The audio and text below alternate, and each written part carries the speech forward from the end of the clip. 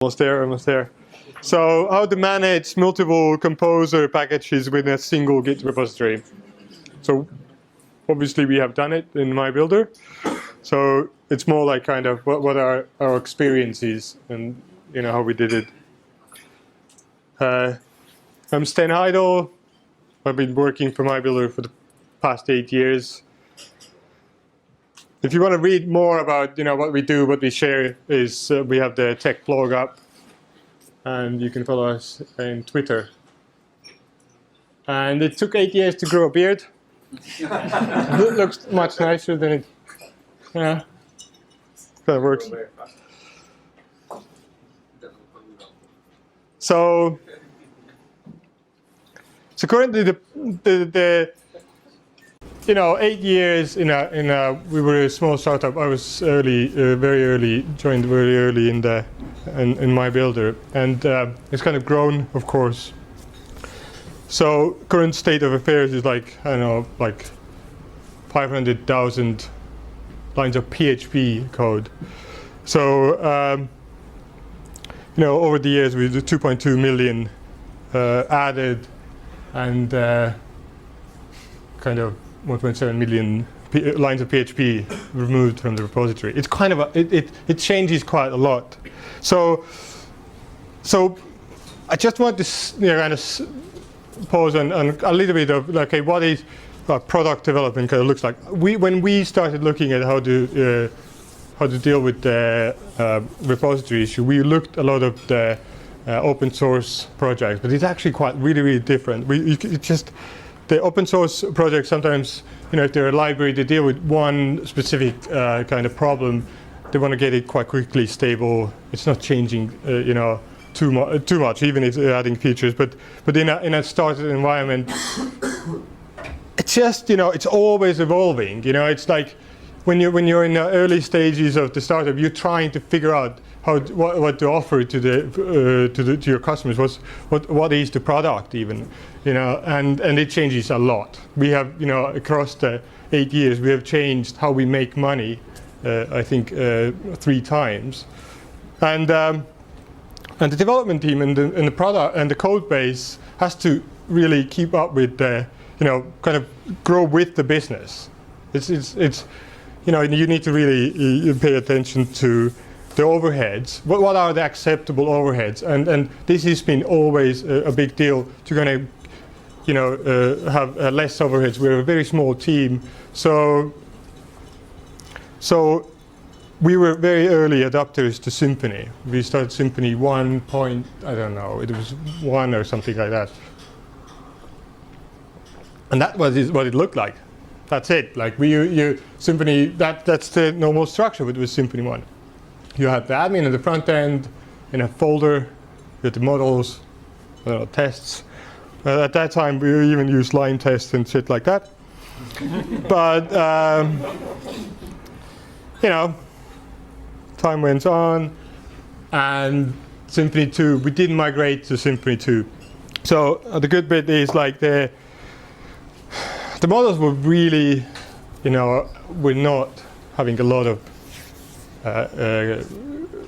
kind of tight coupling with the framework. So models came over really easily.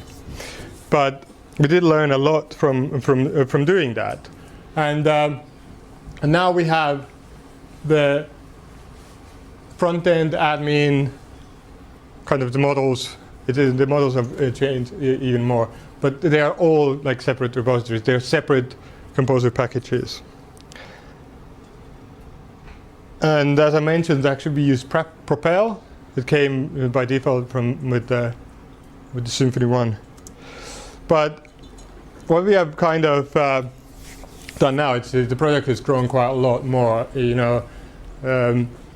use domain-driven design to kind of evolve the business side of things, but there's more formal kind of architecture behind as well. So layered architectures like ports and adapters, we kind of all have grown quite familiar with, I think. And we basically have very, very easy structure in this sense. At the layers. So we have the domain layer. which is all the business logic, all the stuff you need to deal with to solve the business problem. And then we have the delivery. Delivery is your Symfony apps, and the bridge is just pulling in all the infrastructure. So in the domain, you would look to have all your models and domain services private. They're not going to be leaked out. So all your entities, value objects are going to be kept private. So you have the application services, which are only public interface from the packages, from your domain. And all the infrastructure concerns, it's easy. It's just interfaces for your repositories. You just kind of depend on abstraction rather than concrete implementation. So in that level, you do only unit tests. Yeah. So it's like you're testing through the application services. The output is the repositories. Just the basic. Basically, you would looking at the ports and adapters model. So the bridge just, as I said, implements the repositories. And basically, you can look, if you think about domain-driven design, this is the anti-corruption layer as well. It connects to your database stuff. It creates adapters for those things. This is a separate repository. We're talking the domain stuff is separate repository. They can see completely sealed off. There's isolated package and the bridges as well. So for the external services, of course, you have the same thing. In the domain service, you would have just an interface, for example, an emailer. You would just have a protocol how to do these things, and how should it look and act. But if you have a Swift mailer, that's in the bridge where you actually pulling it all together and have the adapter to kind of provide the service for your domain. But you have to kind of make sure that the bridge is working for the domain. It's just it's providing these services. So if the external services always, when they return to the domain, they will talk in terms of the domain. Integrations tests are basically what you do here. So you're actually having real databases. You're trying to make sure that if you have an implementation of the repository, you basically will make sure it does put the objects into the database and retrieve them. The integration tests are quite easy because the contracts are so easy. So they will these bridges do require, because of that, they do require the environment, and the environment is provided by the delivery. So the delivery is what we're talking about. Is being basically the Symfony application. Yeah. So that is the environment. So your front end, basically in our case, is the marketplace, the admin with mobile APIs, whatever. These are all the environments. This is what kind of provides the environments for the bridges and so on. It takes from there. Here, your only concern is to deal with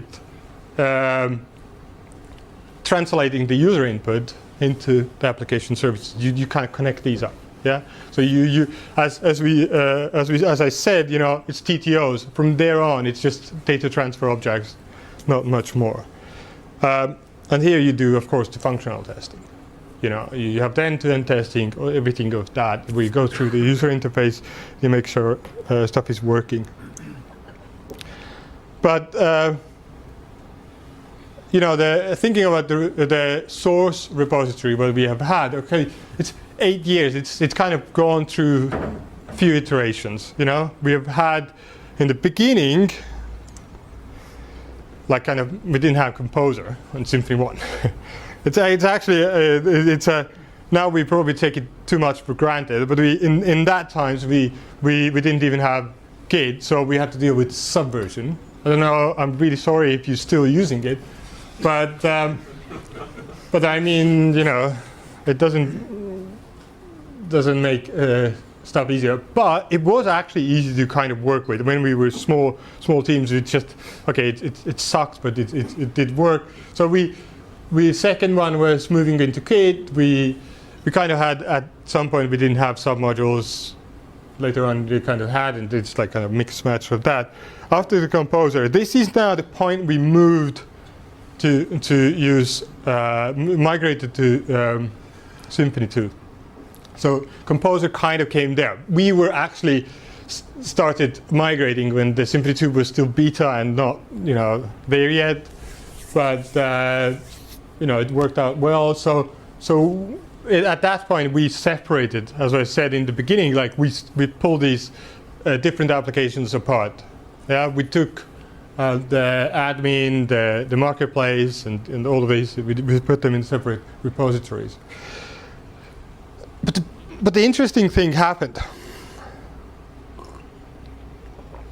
We started noticing that actually, when you're adding features, it's just not like you're working on a library, just this one thing. You have all these separate repositories for all the domains of all of these, and you're actually adding a feature. You're adding it for the customers, for your users. You're making an admin interface. There's another repository. Then you're making changes to your business logic, another repository, and so on and on and on. It just gets a little bit messy, and we tried a few different flavors of doing sub-tree splits. I don't know if somebody knows what they are. It's like, it's so painful that it's like we don't want to mention it in the office, because it's like people just ran every time they hear this dumb thing. I understand Symfony is using it, and we looked at it and said that it works for them. It should work for us. It didn't. It didn't work for us. Maybe I just implemented it incorrectly. I spent like a lot of time thinking about it, but it just didn't work out for us. It's just a different environment it was implemented in. So, of course you have then, with a fragmented pull requests, and, it increases the risk of, making mistakes when pulling everything back together. And bisect, just forget about it. Doesn't going to work, no way. And actually, just the sheer amount of overhead you're creating. Like, we're a small team, even now. We're always trying to keep our team small. And, that's where we're getting it. Is like, Composer is awesome. This is one of the best things happened to PHP community. But the Composer in a monolithic repository, yeah. So it's kind of out of the box. It does not support this. It just the model doesn't. It didn't fit. And we had to kind of, think a little bit outside the box, but too much, not too much, because it's actually a little bit of help, and then just can do it. It needs a little bit of help from the conductor. So that's basically what we built.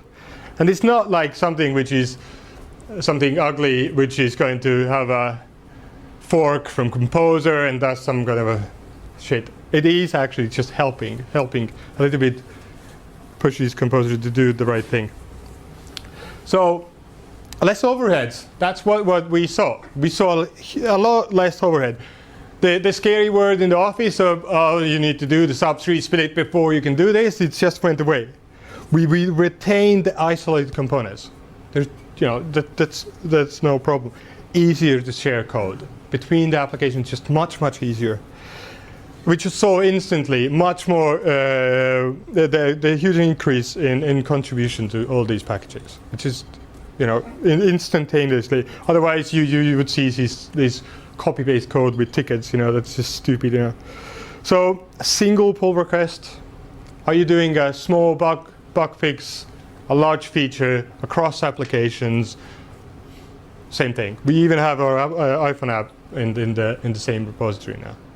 So the whole thing is there. It is one cycle in this project. You usually have that. It's just one product. Everything changes together. And of course, if you're changing stuff, you actually want to refactor the code, make sometimes large-scale changes. Yeah, and you in the project environment, in these kind of single repository environment, this is much easier. There's no way for it. Uniform tooling of, of course, you have your scripts and things, but continuous integration. You add a package and it just has everything you need. You know, it's the continuous integration, all the testing around everything is there. You know, Jenkins just runs it. There's no problem. So of course people are going to create a lot more packages and they're going to make use of this.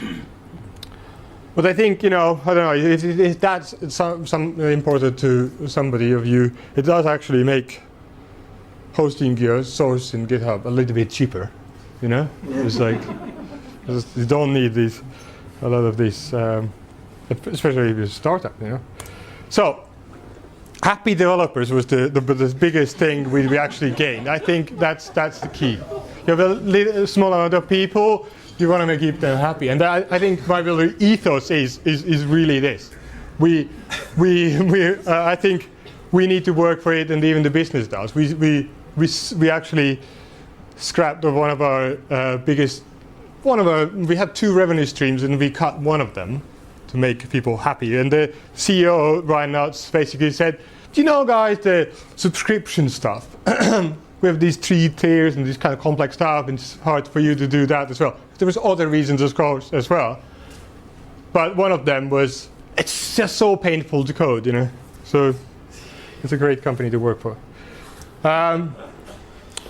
But before that, you know, we have 3 problems to kind of make Composer to do the right thing. So of course that was the thing, is easy to add new packages. That was one of the goals. And Composer for internal dependencies. I've seen some of the solutions which using some other stuff. Don't really like it. Of course, symlinked packages. They have to be symlinked. You don't want to have copies around there. You have to have, if you have a package there, you want to really symlink this into your vendors.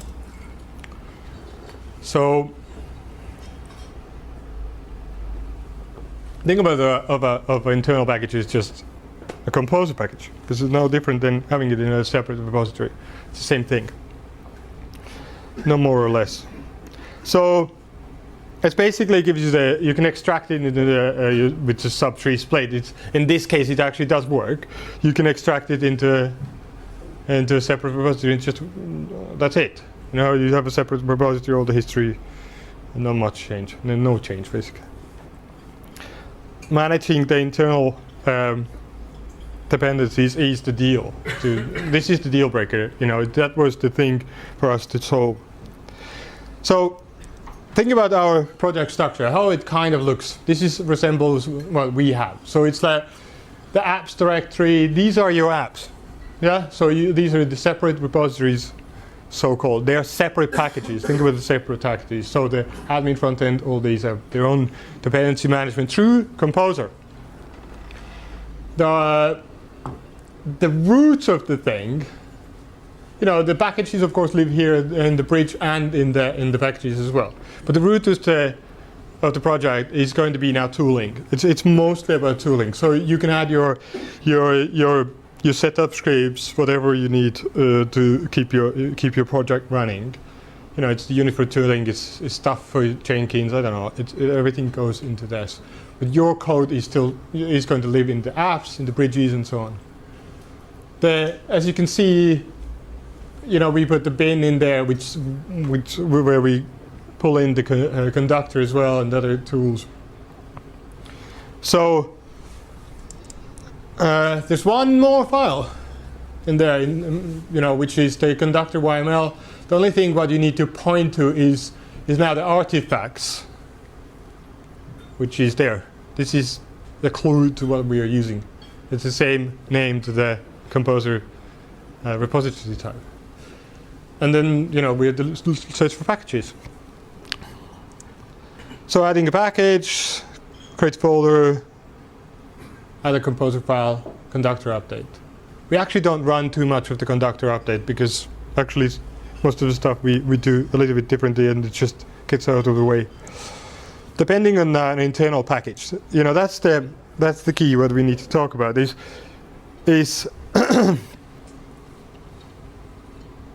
what I mentioned. You know, we are using the composer artifact repository type, which is basically mostly used for stuff you cannot. It kind of explains in the documentation how if you can't actually do any of the above, this is what you do. You're distributing your code around in zip files. We could just use it, not as that, but we basically wrap the composition of your package into a zip file. No source code goes in there, and later on we actually symlink it. So conductor itself keeps everything kind of up to date. It puts the artifacts which you need kind of, which only contains the composer file into artifacts folder. And it's going to make sure the internal dependencies are symlinked. So if you run your composer, you will actually get all the dependencies, of course, what your package is required into your application, and everything works as you expect, and then actually it's going to pull these in. These are the scripts we use. So that's what I said. In your packages which needs to depend on internal packages, you need to put this. So if you point to the internal package repository, this is just going to contain these zipped composition files. But these scripts, you run install and update. We just, for the sanity's sake, we just run that. Okay, make sure conductor, make sure everything is up to date. On the post update, actually, is really annoying.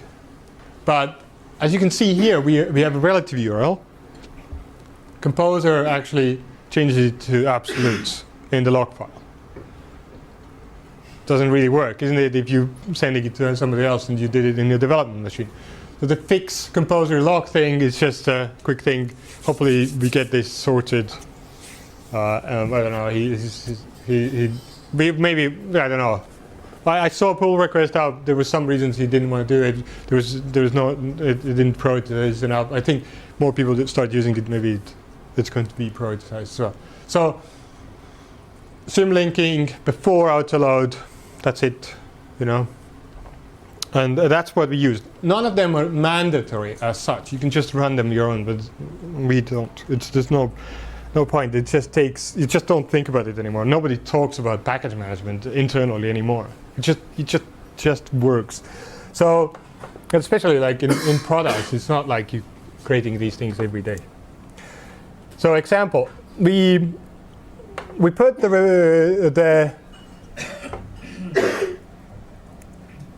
the conductor up. Let me mirror the screen to get this going.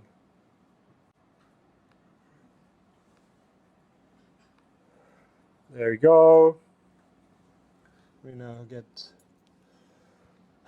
so conductor repository is just my builder conductor and GitHub.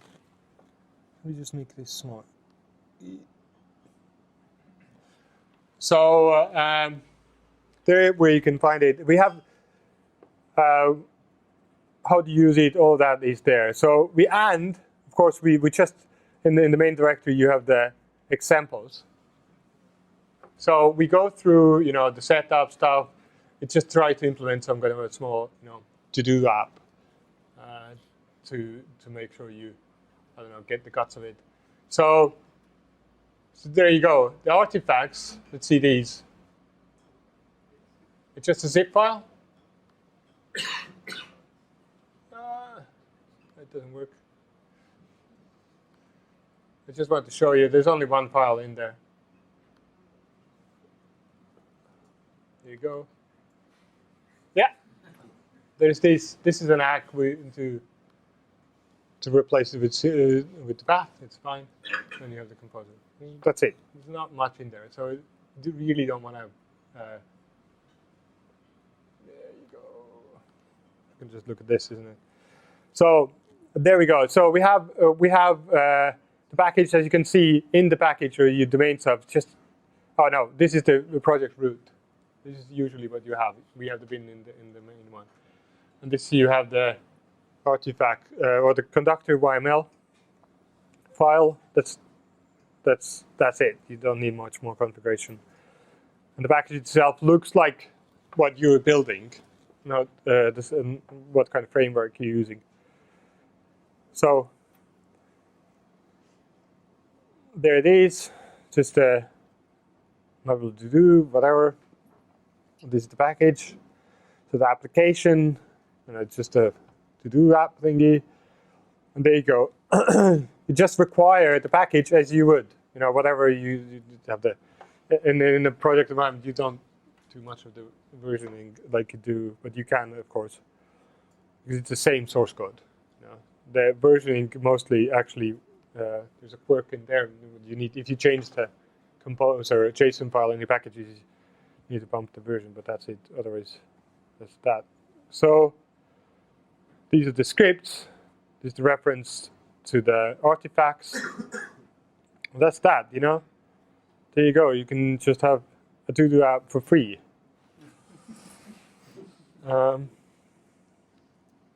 Let's do that. Okay, how the heck I'm going to get out of here? Oh! Get a window underneath. Just click the one under. Oh, there it is. Come on.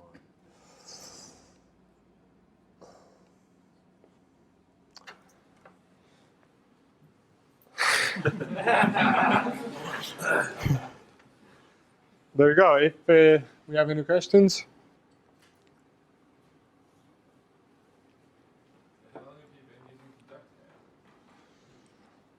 That's basically what we built. So we have used it for a year or a little bit more. Yeah. So Conductor works with Composer. So we are using Composer. We would have not want to build our own package manager. It has 3 commands in it. Which are where the concerns: update, fixing symlinks, fixing a log file. We're just still going to use Composer. Composer is great. It's one of the best projects in PHP. We wouldn't replace it. So it works with Composer, not When did you start using Composer? So not Conductor, Composer. When did you start using it? So I don't know. Symfony was in beta. It kind of came up in the similar time. Composer was introduced in 2.1. 2.1, yeah, around then. 2.1. Was it 4 years? I don't know. 3 years, I think. 3 years from the beginning. So before you started using Composer, one of your first slides were that you had a monolithic SDN repository. 8 years. The project has been live for 8 years. Yeah, no, but there was no packet management system before Composer, right? No. So what was there? Sorry? Pair. Ah, yeah, sure. Sure, you could use it. Yeah. I mean, yeah. I mean, yeah. There was I'm asking. we didn't use it that much. So some things, of course, you do like PHP units. So it is, you're glad there is Composer now, isn't it? Oh, definitely. That's the point. Same for us. Same for us. About the benefits, I was maybe I lost some bits, but it was not extremely clear to me. Apart from the fact that you had monolithic repository to begin with, so maybe you want to continue with it. What was the main drivers for actually not creating separate repositories? Like my own experience is when I try to use Composer, and of course the first thing as a developer comes to my mind is I should put my whole application into packages. Is one, Composer update is fucking slow compared to Git pull. And the second thing is everything I put in my vendors directory, I cannot directly commit into it. Or maybe that's just because there's something I don't know about this. Is there any other advantage apart from these two things that you see as big benefits? I mean, the headaches you get like in a product environment. I don't think it's just for it. If I understand the question correctly, it's just in a product environment. It works differently. You're breaking things into packages, works for open source things. You're sharing these small things. But business logic, you want to kind of encapsulate some of these things. We want to keep our domain layer clean, so you just cannot just call something which you shouldn't be. So that's why you put them in the packages. That's why you isolate them. And a bigger project becomes more increasingly more important. I don't know. I think pulling things into one monolithic repository actually, I think Facebook is using the same model. Twitter is using the same model. They have everything in there. They have 54 gigabytes of, so it's like they have other tools to make it work, but it's not that uncommon. But the more you go, like, I know. case of Facebook, they have one big monolithic repository, and they have like everything in there, like all the JavaScript, PHP, and so on. And now they have tools to check out parts of this repository.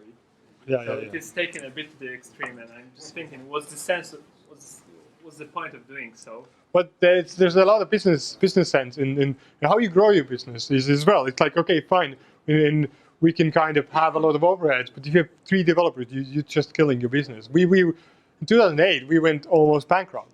It was just a big bust in everywhere, and you want to raise money, you're a startup, and if you're not moving fast, you're just going to get just knocked out. You just don't have anything anymore. I think in this sense, it's like even these environments it works. I mean, you can say yes. It's like we actually have separate repositories for the tools and things which are not related to our business. But the business packages, these are all brought in. We put our iPhone app actually into the same repository with PHP code, JavaScript, and everything now. It actually works. So in short, having separate repository is more overhead than developing this whole thing. What do you mean by developing? Well, you develop it. You mean the tool? Yeah. You should look at it. It's quite small, actually. I don't know. It's under maybe 100 lines of code How less. specific it is to my builder workflow? I don't think it's specific at all. I think it's like if you're building a product, it's specific to that. That's the key. I've went through a lot of other stuff, and I've thought about a lot of other things and made all the mistakes you can think of. And I think it's like maybe this is kind of a mistake. It doesn't look like one. It's like people not talking about these problems what we had.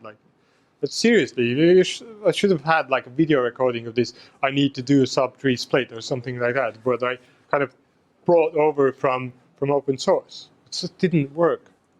This is just much easier. Yeah, but what exactly didn't work was you're talking about monolithic repositories, and I do agree that you could have a point.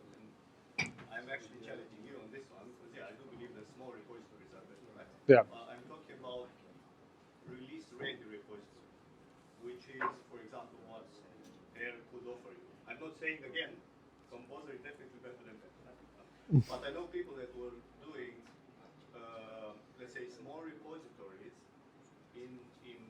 that they were using in production like 8 years ago, and they were using Pair for that, which is kind of okay. Pair was not meant for that, but it could have been used as a dependency management, let's say, as a packaging system, right? What it didn't offer and what Composer gave the community was having the source repositories not being monolithic. So now you can have your sources in small repositories, and then you can serve them directly via Composer, which Pair wouldn't allow you to do. But I think it's a bit different on stable packages. And in stable packages, like in case of projects like this, most of the packages seem stable. It depends a lot. Very good point. It depends on how you define your dependencies. So what, again, Composer did was to allow you to define your dependencies, in a, let's say, less strict way. Because in Pair, you could define my dependency of that library would be that specific version. No difference if you do the same thing in Composer. I'm not too familiar with Pair, actually. I did use it. I am not advocating Pair. I don't think you could. What I'm saying is that some of the concepts that Composer did, and obviously you built your tool which conducts It just works alongside. It's not actually replacing it. There's no forks around. The base concepts were there. Yeah. They were flipping hard to use. As in, Yeah. You would spend resources to use them. Yeah. As in, op resources, dev op resources, whatever. Yes, Yeah. you are totally right. But they Yeah. were there. Yeah. I know people that were using it. I wasn't one of them. But it is quite different because what Sten's talking about here is within this monolithic repository, we have packages, the bridges, as well as free full Symfony applications. So we have to share some of the bundles, which are the bridges, between those multiple applications, and they're very tightly coupled between the domain, and anything that's actually coupled together is better in one repository. Anything that's not coupled together, like the tools, like Conductor, like our other open source Acronis projects and utilities, they're all in separate repositories because they're not part of our business and domain logic. Yeah. And it doesn't change with stuff. But when you've got stuff that you have to change across the multiple layers together, having them in multiple repositories mean the coordination of the pullings and merges becomes an absolute nightmare situation. So the point of Conductor is to make that easy across the multiple layers and remove the overhead for the developers and the think about it. But you can still have the dependencies, so the bridge can have dependencies on multiple packages. When you're doing testing at the bridge level, you're only testing that bridge, you're testing two packages in isolation because you don't have a single auto load across the whole thing. And that's where you gain a lot of the benefits. So Are you doing pull requests across the different packages in one single? no, it's just one. It's just one repository. There's only single pull request for the across the even iPhone app. We are changing iPhone app. It's the same thing. It's like if you're releasing in the web, you're releasing in the iPhone app in the admin. So it's one pull request. But let's look. The source code is like a couple of files. There it is. Conductor is one thing here, and there's much in it. Not much in it. There's I don't know, some small. Oh, that's the. But that's why do we zip the packages? We don't zip the contents of the packages. We just take the composer file. So we put it into this this folder. Let me show you here. So examples, artifacts. These are the zips. Like basically, this is your vendor name, package name, and version, and it contains the composer JSON file. Composer needs that to bring in the external changes. Yeah. No other way. There's a zero. There's another kind. I tried everything I could because if you have a goal like in business, we need to achieve this. That's the minimum bar we go for, and then that was it. Just we kind of worked ourselves around until we got into the acceptable level, and I think that's it. I think we have a couple of issues as well if people want to pick them up. Which is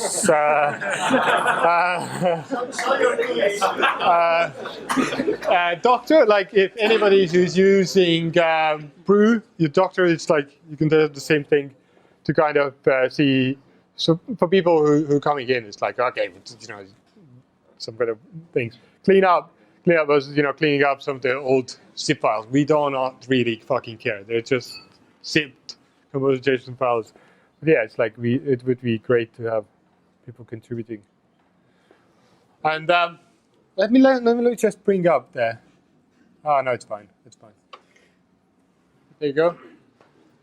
That's it. Having different repositories may help to prevent coupling between components. I mean, with one repository, you may be more. You may couple things more than with different repositories. In the same repository. Yeah. You think so, but it's not actually, because you would just have to commit these features. You basically your one commit, it kind of goes across you would see like I have to make this change. But the package is what makes it powerful. The composer makes it powerful. It's because the composer, you have the autoloader there. You cannot couple yourself to something which you don't have in the autoloader. When you're running the test, it's not there. So you basically, when you're declaring a dependency in a composer JSON file, it's the same as it would be in a different repository. That's what makes it powerful. Just putting it into one commit in the end of one repository, it means you have the commit, which is telling, okay, the whole pull request is saying, okay, we added this feature. That's the one thing. But the autoloader, test everything, that's it. If you look at the example, in the package, you have composer file. You tell what you need. Dependencies are broken up as well. If you get rid of a feature, there you go. All the dependencies, everything goes. So, you have auto rules. I don't know. You basically there's all sorts of stuff. Newer stuff using PSR4, older stuff PSR0, whatever. How you do the autoloading, how you do what you need. Everything could be different between the packages as it would be in different repositories. Yeah, the real key is you can't accidentally Yeah. depend on something else in the repository. Yeah. You must explicitly declare things that you're using in your composer.json within that package. Yeah. And if you don't, it's not there, you can't use it. Yeah. So you get all the benefits of see having. what your dependencies are. Yeah, but So you get all that's the quite benefits. easy. Yeah. So you get all of the benefits of having them in the same repository, but also Yeah. you don't lose the benefits of having them separate. Exactly. That's the way to tell it.